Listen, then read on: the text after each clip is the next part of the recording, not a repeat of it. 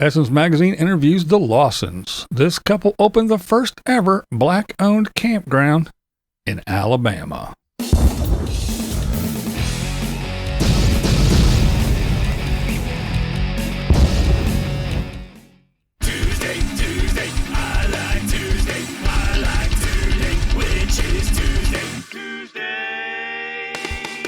What's up, blind viewers? How's everybody doing today? All right, let's start this one with Amazon. All right. Amazon pauses 18 warehouses in 12 states, bringing the total site changes to over 40. Now, after expanding its fulfillment network during the pandemic, Amazon has delayed or canceled the launch of over a dozen warehouses across the country.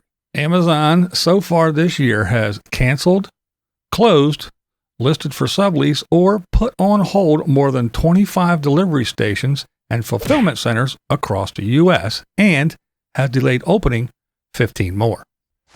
In the first quarter of the year, Amazon reported a $3.84 billion financial loss. Now, as the pandemic hit, workers, they took leave and took off. New workers were hired, of course, to fill the employee need. When things subsided, employees returned to work. This meant Amazon quickly transitioned from understaffed to overstaffed, resulting in lower productivity. Now, I've been watching the RVers for many years now, and I know a lot of the full-time RVers work at Amazon as they travel. They can go from state to state, and they can work for a while.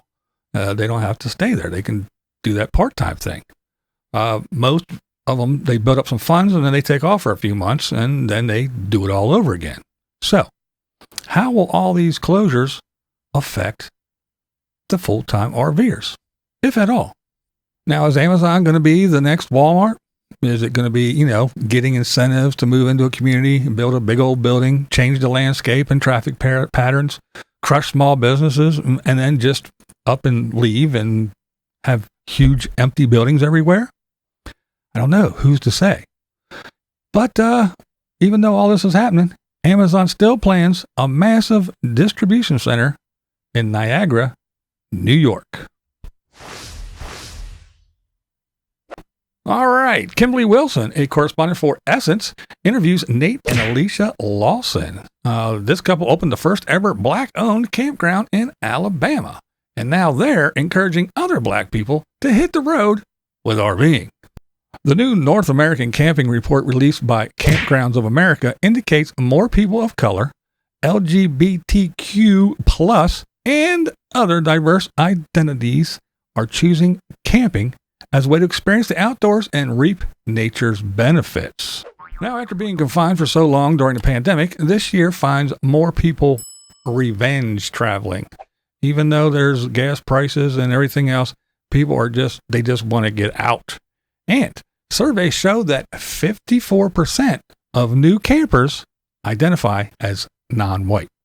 When the Lawsons were asked what it was like being black campers, they say they only had one bad experience. They also stated that at first they just assumed that they would be the only black campers. They didn't seek out other black campers and were surprised when about 3 years in, they came across another black couple.